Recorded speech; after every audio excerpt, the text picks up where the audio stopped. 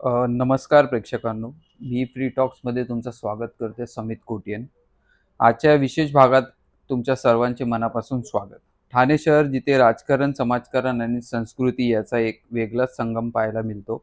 आज आपल्या पॉडकास्टमध्ये अशी एक व्यक्ती उपस्थित आहे ज्यांनी ठाण्याच्या राजकारणात आपल्या आक्रमक शैलीने आणि जनहिताच्या कामांनी स्वतःचे स्थान निर्माण केले आहे.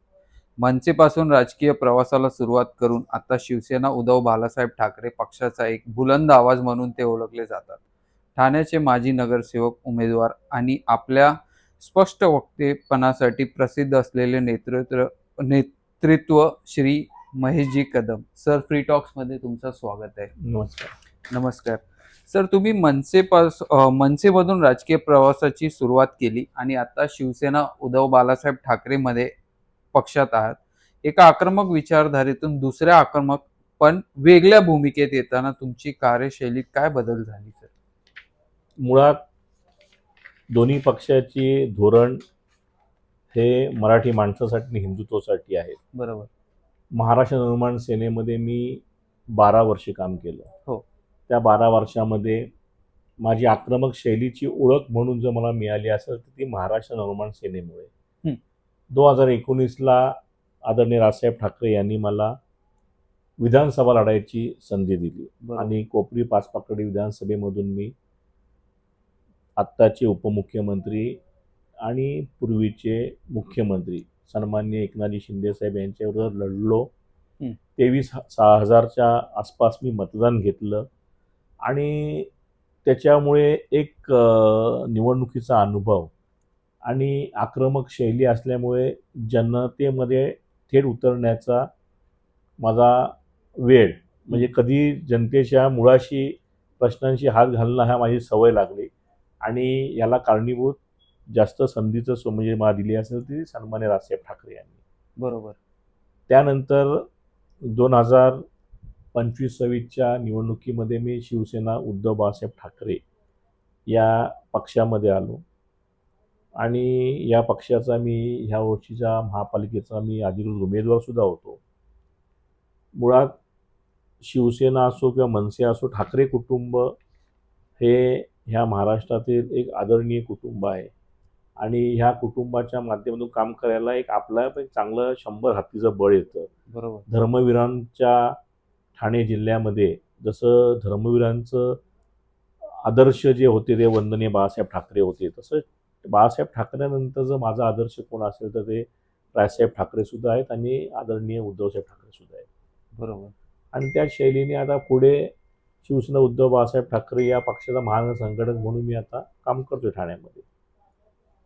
तर सर, शिवसेना उद्धव बाळासाहेब ठाकरे पक्षात प्रवेश करताना उद्धव ठाकरे यांचा कोणत्या विचाराने तुम्हाला सर्वाधिक प्रभावित केलंय?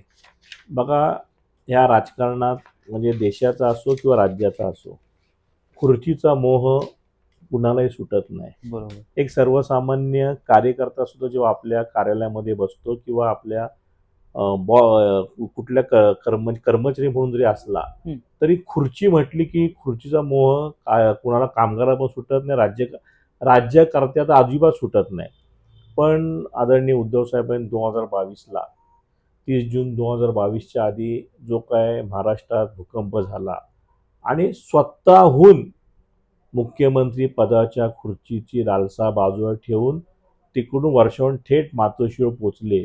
त्या 1.5-2 तास या प्रवासामध्ये ज्या काही घटना अख्ख्या देशाने पाहिल्या त्यावेळेस मी प्रभावित झालो होतो की असं नेतृत्व महाराष्ट्रामध्ये क्वचितच जन्माला येतं आणि ह्याच नेतृत्वाखाली भविष्यात आपल्याला काम करायचं आहे हे मनाशी बाळगलं होतं आणि मी स्वतःला खूप म्हणजे लकी समजतो, भाग्यवान समजतो की 22 पासून जे स्वप्न उराशी बाळगलं होतं ते 2025-26ला पूर्ण झालं आणि मी आज एका स्वाभिमानी नेतृत्वाच्या बरोबर त्यांच्या कार्यकर्ता म्हणून मी काम करतोय याचा मला आनंद आहे. जसं आता तुम्ही एक उल्लेख केला, ते 1.5 ते 2 तासाचा प्रवास होता.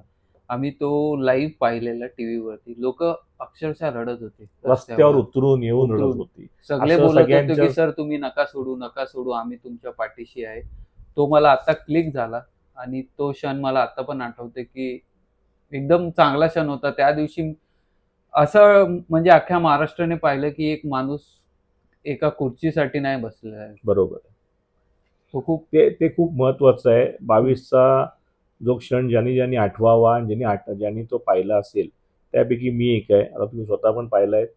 पण तेव्हाच मी प्रभावित त्या दिवशी झालो होतो. माझ्या आयुष्यात प्रभाव तेव्हाच जास्त पडला होता आणि मी ठरवलं होतं भविष्याचं राजकारण सन्माननीय उद्धवसाहेब ठाकरे यांच्या मार्गदर्शनाखालीच ठाण्यामध्ये करणार.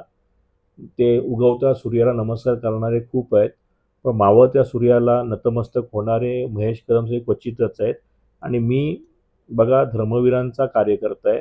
धर्मवीरांनी जेव्हा जेव्हा संघर्षाची वेळ आहे तेव्हा सांगितलेलं आहे, एक तर सत्तेत राहा, लोकांमधून निवडून येऊन सत्तेत ते राहा, नाहीतर चांगले लोकांचे प्रश्न मार्गी लावून चर्चेत तरी राहा. आपण लोकांचे प्रश्न मार्गी लावायचे, रस्त्यात लढाई लढायची आणि चर्चेत राहायचा प्रयत्न करायचा. बाकी निर्णय जनता जनार्दन घेईल. आता सध्या मशिनरी चालत आहेत, पण योग्य वेळ येईल कुठेतरी याचा हा स्फोट होईल आणि जनता जनार्दन भविष्यात पुन्हा एकदा शिवसेनेला खऱ्या शिवसेना चांगले दिवस दाखवतील. सर, ठाणे महानगर संघटक हे खूप मोठे संघटनात्मक पद आहे. मुख्यमंत्र्यांच्या स्वतः आत्ताचे उपमुख्यमंत्र्यांच्या स्वतःच्या शहरात जिथे सत्ताधाऱ्यांचा मोठा प्राबल्य आहे, तिथे उद्धव ठाकरेंनी तुमच्यावर हा विश्वास टाकला. या नवीन जबाबदारीकडे तुम्ही कसा पाहता? बघा, हे पद भेटून मला जवळजवळ 35-40 दिवस झालेले आहेत. सन्माननीय उद्धव साहेबांनी जेव्हा मी त्यांची भेट घेतली तेव्हाच मी सांगितलं की तुला काम करायचं आहे आणि एवढं मोठं पद मला मिळेल याची मला अपेक्षा नव्हती. पण त्यांनी माझ्यावर टाकलेला विश्वास आणि त्या विश्वासाला 100% मी तडा जाऊन देणार नाही आहे.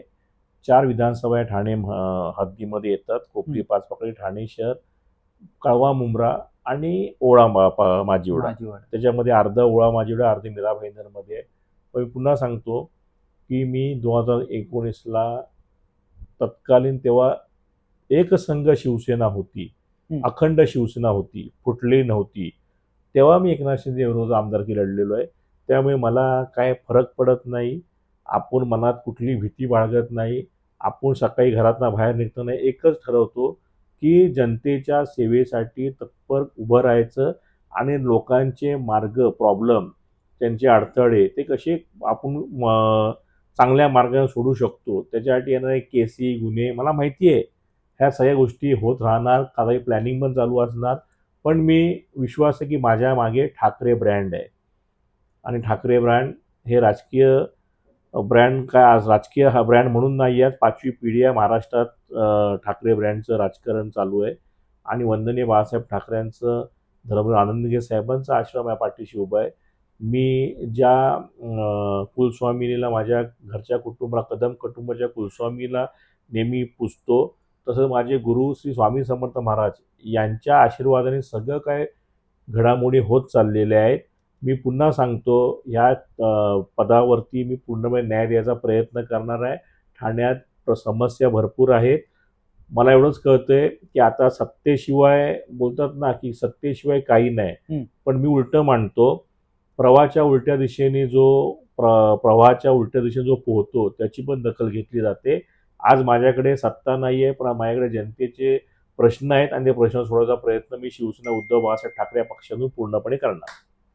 सर, असं म्हटलं जातं की ठाण्यात उभी फूट पडल्यानंतर संघटनात्मक पातळीवर काम करणं कठीण झालंय.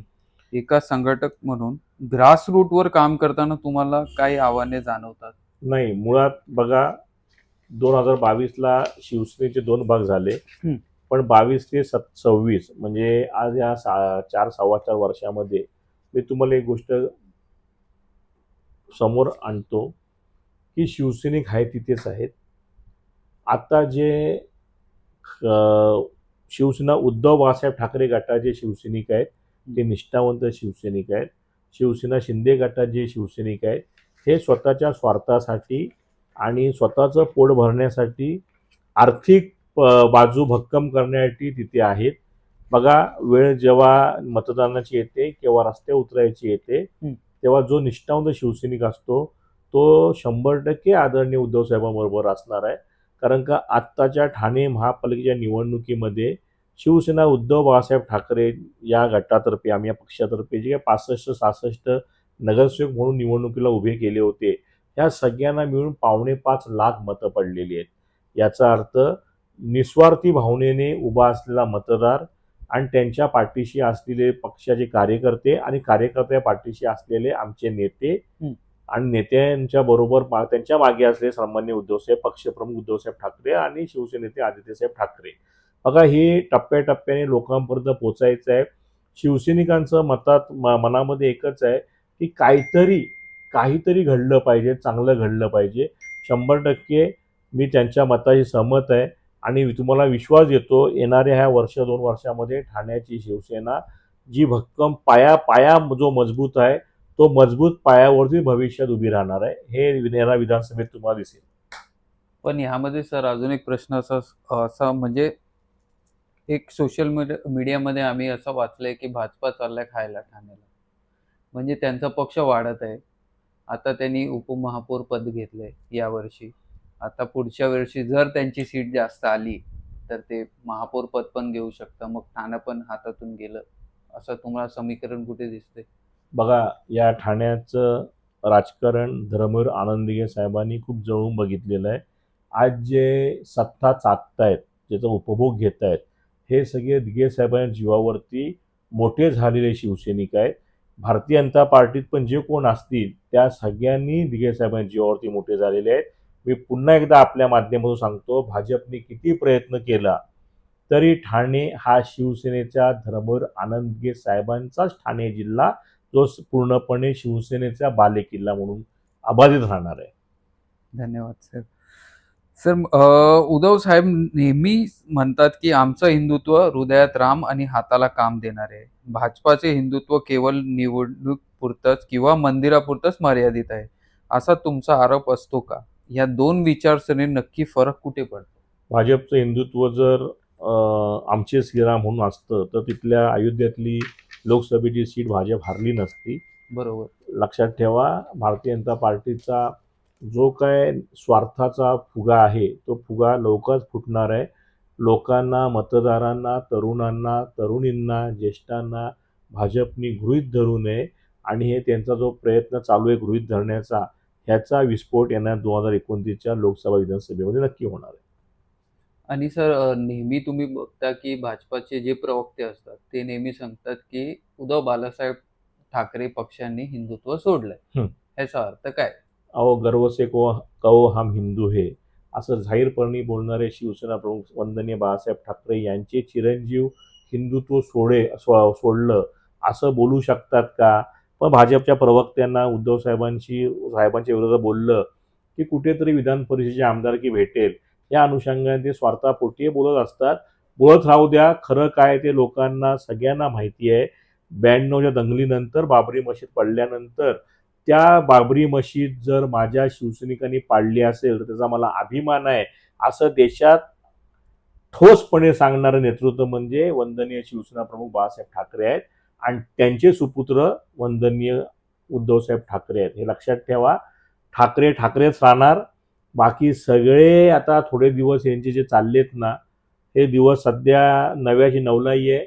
यांचेही दिवस निघून जाणार आहेत. जो खरा आहे तोच या महाराष्ट्रात राज्य करणार आहे आणि हे भाजपवाल्यांनाही माहिती आहे. भविष्यात काही घडेल. भाजपवाल्यांना उद्या उद्धव साहेबांची पण वेळ लागेल, प्रसंग मदत लागेल, काही घडेल. हो सर, नुकतंच तुमचं एक आंदोलन खूप गाजलं, तिथे तुम्ही नालेसफाईच्या मुद्द्यावरून थेट चंदनवाडीच्या नाल्यात स्वतः उतरलात. प्रशासनाचा भोंगल कारभार उघडा पाडण्यासाठी अशा प्रकारे एक थेट नाल्यात उतरण्याची वेळ का आली आणि महापालिका फक्त कागदावरच नालेसफाई करते का? मुळात काय आहे, मी ज्या चंदनवाडी झोपडपट्टीमध्ये लहानाचा मोठा झालो त्याच्यात 100 मीटरवरती एक मोठा नाला आहे जो रुपादेवीपासून डायरेक्ट खाडीला मिळतो. अच्छा. आणि त्या नाल्याच्या अवतीभोवती आमच्या विभागातली 700-800 घरं आहेत आणि त्या घरांना दरवर्षी पुराचा पाणी असतो. 3-3, 4-4 महिने त्या नालीच्या शेजारची असली लोक अख्खच्या अख्खं कुटुंब विस्थापित होतात. ते बाहेर दुसरीकडे राहायला जातात. ह्या वेदना मी पण पाहिल्या आहेत, त्यांच्या यातना मी पाहिलेल्या आहेत. म्हणून प्रशासन झोपतो म्हणून मी नाल्यात जाऊन झोपणार होतो. दुर्दैवाने तिकडचे त्यावेळेच्या अधिकाऱ्यांनी फटाफट तो आंदोलन बघितल्यानंतर त्यांचे धाबे दणाणले आणि मला माझ्याकडे माफी मागून तेव्हा वेळेचा जो गाळ काढायचा तो निर्णय घेऊन, पण सगळा हा भोंगळ कारभार आहे. नाल्यावरती सगळ्यात जास्त पैसा जर या महापालिकेचा भ्रष्टाचार रूपात असतो तो घनकचरा आणि ह्या नाला घनकचरा विभागातून जे पैसे निघतात, ज्यांची वाटणी होते, त्याच्यावर हजारो हजारो करोड रुपयाचे मालक अधिकारी झालेले आहेत. बघा, नाल्याची साफसफाई पूर्ण कधीच होत नसते. नाल्याचा भ्रष्टाचार हा नेहमी मी दरवर्षी उघडकीस आणण्याचा प्रयत्न करतो, पण लाज वाटते त्या सत्ताधाऱ्यांची, ज्यांना हे सगळं माहिती असून सुद्धा ते प्रशासनावर ताशेरे ओढवू शकत नाहीत आणि ते कुठल्या संबंधित अधिकारी कारवाईची मागणी करू शकत नाहीत. बरोबर. सर, ठाणे महानगरपालिकाने एका दिव्यांग महिलेची व्हीलचेअर जप्त केल्यावर तुम्ही जो आक्रमक मोर्चा काढला त्याबद्दल सांगा सर जरा. बघा, ह्या ठाण्यात अतिक्रमणचा एक विळखा झालेला आहे आणि जर महापालिकेचा अतिक्रमण विभाग एवढं कार्यतत्पर आहे, पण ते 3 महिन्यामध्ये 7 माळ्याची बिल्डिंग उभी राहून देतात, ते कारवाई करत नाही. पण एक म्हणजे अपंग महिला, जिचा उदरनिर्वाह एका हातगाडीवरती आहे आणि त्या अपंग महिलाच्या हातगाडीची कारवाई करताना ती वॉशरूमला गेली. तिचे वडील आणि आई वडील मायबाप सांगतायत की ती वॉशरूमला गेले, गाडी घेऊन जाऊ नका आणि गाडी नेत असाल तुझी व्हीलचेअर तरी त्या ताब्यात द्या, आमच्या ताब्यात द्या. त्या नराधमांनी ती व्हीलचेअर सकट गाडी उचलून नेली आणि ती महिला अक्षरशः पायाने आधू होती, अजूनही पायाने आधू आहे. त्या महिलाची व्हीलचेअर नेल्यानंतर ही महाराष्ट्रातील देशातली पहिली महापालिका आहे जी अपंगांना जे काही शासनाकडनं असो किंवा आपण स्वखर्चाने ज्या काही गोष्टी साधन सामग्री घेतो आणि त्या अपंगत्व आपण त्यामध्ये मात करण्याचा प्रयत्न करतो, त्या गोष्टी पण हे लोक घेऊन जात असतील तर ही महापालिकेचा निषेध करण्यासाठी मी हा मोर्चा काढण्यात आला होता आणि त्यावेळा तत्काळ आयुक्तांनी आम्हाला सांगितलं की मी चौकशी लावून संबंधित अधिकाऱ्यांना निलंबित करतो. धन्यवाद सर. सर, ठाण्यात जर आपण उद्धव बाळासाहेब ठाकरे पक्षाचं नाव घेतलं तर राजन विचारे सरांचं नाव पहिलं बरोबर येतं. आहे. ते एक निष्ठावंत म्हणून ते ओळखले खरंय जातात. खरंय 100%. आणि त्यांच्यासोबत आताच तुम्ही एक आपली एसटी स्टँडच्या जवळ जे काय त्या जे आपण इन्व्हेस्टिगेशन किंवा आपण बोलू शकतो आपण एक देखणी केली होती त्या जागाची, त्या वास्तूची, बरोबर. त्यामध्ये तुम्ही पण सामील होता. सर, त्याच्याबद्दल काहीतरी सांगाल का तुम्ही? ठाणा रेल्वे स्टेशनच्या इथं जो आपला एसटी आगार आहे हा सगळ्यात पहिला एसटीचा स्थानक आहे. साधारण गेले 50 ते 55 वर्षापासून त्या एसटी आगारामधून ठाणे जिल्ह्याची म्हणजे मीरा भाईंदर, डहाणू, पालघर, जव्हार, मोखाडा ह्या ग्रामीण पट्ट्यातला तो खूप महत्त्वाचा एसटी स्थानक आहे आणि त्या एसटी स्थानकावर प्रचंड दुर्दशा प्रसरली होती. लोकांचे जे हाल होत होते, ज्या शेडखाली लोक सावलीखाली उभे राहायचे, शेडच्या खाली येऊन उभे राहायचे, ती शेड पण तोडली होती. त्या एसटीचं खूप मोठ्या प्रमाणात टेंडर काढलं होतं डागडुजीचं, ते त्या ठेकेदारांनी पूर्ण केलं नव्हतं आणि आता सगळ्यात मोठं दुर्दैव्य ठाणे एसटी स्टँडमध्ये म्हणजे महामंडळाच्या ताब्यात, परिवहन महामंडळ ताब्यात असलेले 3 एसटी स्टँड आहेत. एक ठाणे रेल्वे स्टेशन इथला स्थानक, दुसरा वंदना टॉकीजच्या इथला आणि तिसरा खोपटचा होता. तो वंदना आणि खोपट हे दोन्ही एसटी स्टँड कुठल्या तरी पीपीटी तत्वावरती खाजगी विकासकाला डेव्हलप करायला द्यायचा घाट झालेला आहे. इकडचा खोपटचा एसटी स्टँडची इथे क्लस्टर योजनेच्या खाली नावावर एक योजना दाखवून इकडच्या ज्या सिद्धो तलाव URP 9च्या लोकांना 6,000 लोकांचे शिफ्ट करणार आणि इकडे विकासक स्वतःचा कमर्शियल बिल्डिंग बांधणार असा घाट फायनल झालेला आहे. आणि हे षडयंत्र शिवसेना उद्धव बाळासाहेब ठाकरे या पक्षातर्फे आम्ही चालवून देणार नाही. खूप मोठा जन आंदोलन आम्ही तेव्हा उभं करणार आहे आणि याचं दखल शासनाला घ्यावी लागेल असं आंदोलन आम्ही उभं करणार. पण अजून एक प्रश्न असा असतो सर की देशाला महाराष्ट्र खूप काय देतो, आपल्या देशाला, पण महाराष्ट्राला तेवढा काय भेटत नाही. फॉर एक्झाम्पल जसं तुम्ही एसटीचं आपण बोललो, तर जर आपल्या बाजूच्या राज्यात कर्नाटकामध्ये जर तुम्ही पाहिलेत एसटीचे बस, फक्त तुम्ही गुगल करा किंवा युट्यूबवरती टाका, त्यांची क्वालिटी ती वॉल्वो 9600 पर्यंत पोचली. आम्ही तेच लालपरी लालपरी करून आपण अभिमान करतो. तर त्या विषयावरती तुम्ही काय बोलणार सर? बघा, त्या विषयावरती बोलणं एकच तुम्हाला सांगतो, हे सगळंच कळतंय की आज परिवहन सारखा एवढा मोठा महामंडळ लालपरी लालपरी करून राज्य करते, म्हणजे सत्ताधारी पक्ष लाल परीच्या नावाने जो काही उत्पन्न येतो तो आपापल्या घरी घेऊन जातो, म्हणून त्या लाल परी चालते. जर लाल परीमधून डेव्हलपमेंट करायचं असेल आणि लोकांना अजून चांगली सुविधा देऊन चांगला आरामदायी प्रवास द्यायचा असेल तर त्यांची कामाची पारदर्शकता बदलणं काळाची गरज आहे. भ्रष्टाचारातल्या मनातून काढून त्यांना चांगल्या वृत्तीने महाराष्ट्राच्या 13.5 कोटी जनतेला न्याय द्यायचा प्रयत्न करायला पाहिजे. अशी सत्ताधारी या महाराष्ट्रात असणं खूप गरजेचं आहे. बरोबर. सर, ठाण्याचा मोठा प्रश्न म्हणजे ट्रॅफिक, दुसरे हे पाण्याची टंचाई आणि आता नवीन आलंय आपल्याकडे क्लस्टर. तर तुम्ही या सगळ्यांविषयी तुम्हाला जास्त चिंतेचा विषय काय दिसतोय? बघा, ट्रॅफिक आता प्रत्येकाच्या आर्थिक उत्पन्नावरती जो तो वाहन घेत असतो. पाण्याचा प्रश्न हा मुळात आपल्या ठाणे महापालिकेला धरण असणं खूप गरजेचं आहे आणि तो धरणाचा विषयही आता पटलावरती आलेला आहे. आम्हीही जरी सत्तेत नसलो तरी ठाणेकरांच्या हितासाठी जेव्हा जे चांगले निर्णय असतील तेव्हा आम्ही नक्कीच त्याचं कौतुक करणार आहे.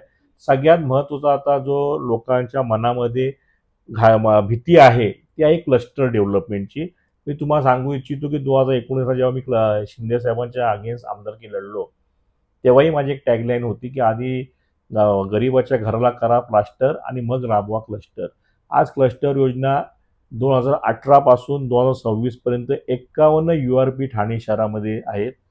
प्रत्येक प्लॉटवरती प्रत्येक झोपडपट्टीवरती क्लस्टर टाकण्यात आलेला आहे. पण अजूनही अस्तित्वात पेपरावरती 51 आहेत. प्रॉपर अजून चालू झालेली एक पण क्लस्टर योजना नाही आहे. ज्या काय चालू करणार आहेत, जे काही विकासक आहेत ते खूप मोठे दमदाटी करून धमक्या देऊन लोकांना हैराण करत आहेत. मी पुन्हा सांगतो, अशा काही घटना ठाण्यामध्ये आम्ही घडून देणार नाहीये. हा दिघे साहेबांचा ठाणे जिल्हा आहे, हा धर्मवीरांचा ठाणे जिल्हा आहे. त्यांनी हे बांधलेलं म्हणजे त्यांनी ठाणेकरांना घडवला ठाणे जिल्हा आहे. इथे कुठलंही खोटं नाटक काम होऊन देणार नाही. क्लस्टर योजना असो, जर ती चांगली असेल, लोकांच्या हितासाठी असेल आणि पारदर्शक असेल तर आम्ही त्याचं स्वागत करणार आहे. पण गेली 8-8 वर्ष काही मोजकेच अधिकारी हाताशी धरून नको ते राजकारणी लोक, नको तो मंत्र्यांचा PS, VS, सहाय्यक, खाजगी सचिव काय आपापली पोळी भाजत असेल आणि 200-500 कोटी रुपये आत्ताच कोणाकडनं घेत असेल आणि मी सगळी सुपारी घेतले. वेळ प्रसंगी ठाण्यामध्ये क्लस्टरच्या नावाने खूप खून व्हायची लक्षणं आहेत. त्याच्यासाठी आम्ही तुम्हाला तुमच्या माध्यमातून सांगू शकतो की ह्या विषयावरती आम्ही आमचा लढा चालू करणार आहे.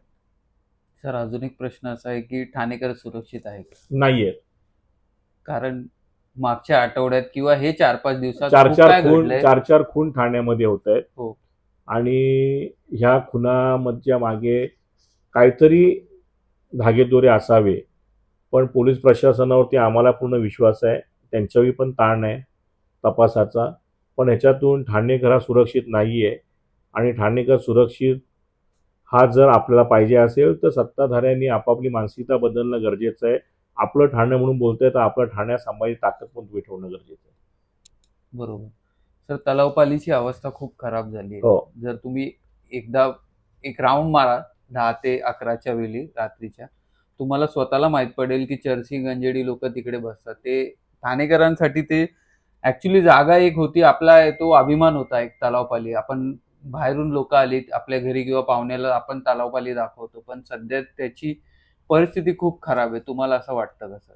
100% गरजुरांचं ठाणे आता होत चाललेलं आहे. त्याच्यातून चांगलं काहीतरी घडणं गरजेचं आहे. मी ठाणेकरांना आवाहन करेन की आपल्या आजूबाजूला असलेल्या घाण आपणच साफ करायची. कोणाकडनं अपेक्षा ठेवू नका. आपण घरातनं बाहेर उतरून जर आपल्याला जाणवतं की समोरचा माणूस गरजूला आहे, तो काहीतरी गुन्हास्पद काम करतोय, ते रोखणं गरजेचं आहे.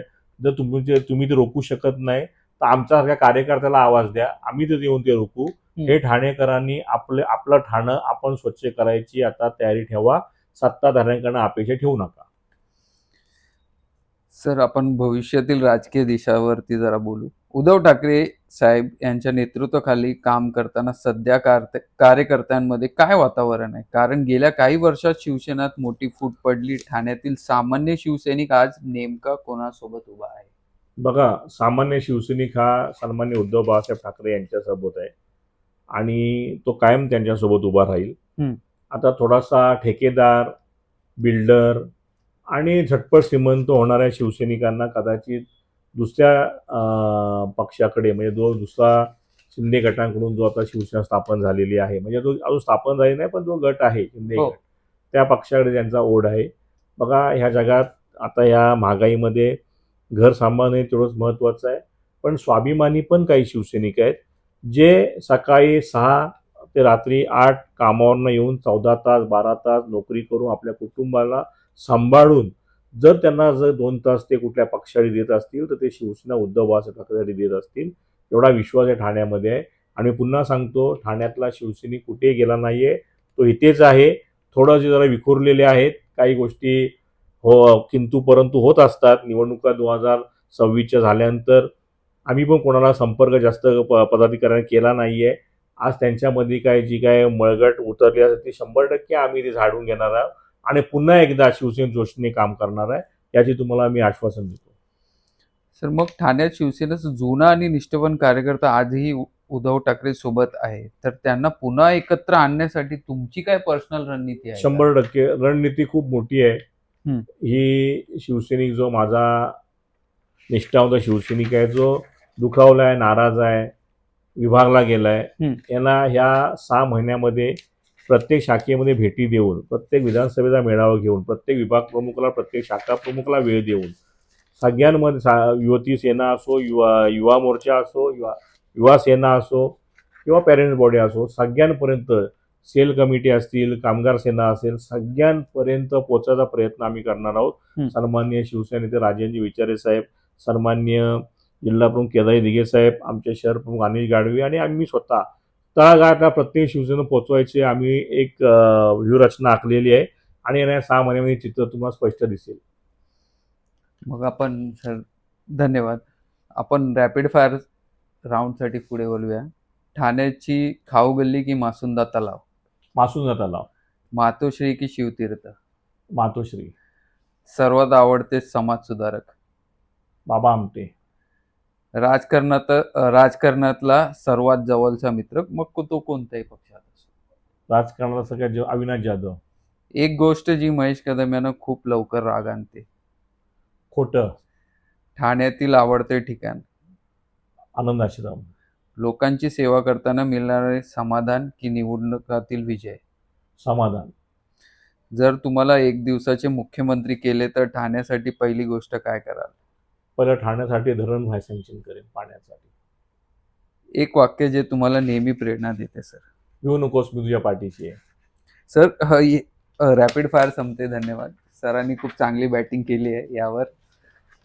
अजून एक छोटासा एक लास्ट क्वेश्चन मला असं विचारायचं आहे की स्वामी भक्त असून तुम्ही काम करताना तुम्हाला काय असा एक्सपिरियन्स आलाय? स्वामींचा खूप आशीर्वाद अनुभव आले, तुमच्या खूप. पाठीशी आहेत? बघा मी स्वामींचा भक्त आहे, माझं भाग्य आहे. स्वामींनी मला भक्तीसाठी निवडले, यासाठी तर मी मागच्या जन्मातला काहीतरी ऋण माझे असतील, म्हणून ते आज माझ्याकडनं काही सेवा करून घेत आहेत.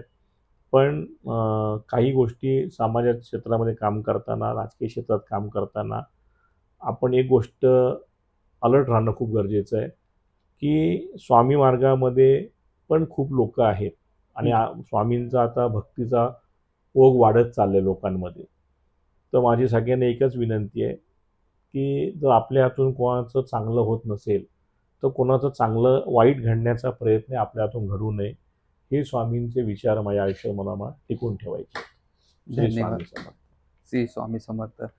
तर मंडळी, आजच्या फ्री टॉकच्या या भागात आपण ठाण्याचं राजकारणातील एक आक्रमक पण तितके श्रद्धावान नेतृत्व श्री महेशजी कदम यांच्याशी संवाद साधला. नाल्यात उतरून सामान्य ठाणेकरांसाठी केलेली संघर्ष असो किंवा स्वामीचरणी वाहिलेली निस्सीम भक्ती, महेशजींनी आज अनेक विषयांवर आपल्या रोखठोक मतं मांडली. शिवसेनेचा भगवा आणि हिंदुत्वाची नेमकी व्याख्या त्यांनी ज्या पद्धतीने स्पष्ट केली, त्यावरून ठाण्यातली आगामी राजकीय दिशा नक्कीच स्पष्ट होत आहे. महेशजी, तुम्ही तुमच्या बहुमोल वेळ काढून आमच्याशी संवाद साधला त्याबद्दल फ्री टॉक्सच्या संपूर्ण टीमकडून तुमच्या मनापासून आभार. धन्यवाद. भिवू नकोस, मी तुझ्या पाठीशी आहे. हा स्वामींचा आशीर्वाद तुमच्या पाठीशी कायम राहो आणि ठाण्याच्या विकासासाठी तुमचा हातून अशीच सेवा घडत राहू ही सदिच्छा. मित्रांनो, तुम्हाला आजची मुलाखत जर आवडली असेल तर लाईक करा, सबस्क्राईब करा आणि कमेंट करा. असंच बघत राहा आमचा चॅनल. धन्यवाद. जय हिंद, जय महाराष्ट्र. नमस्कार.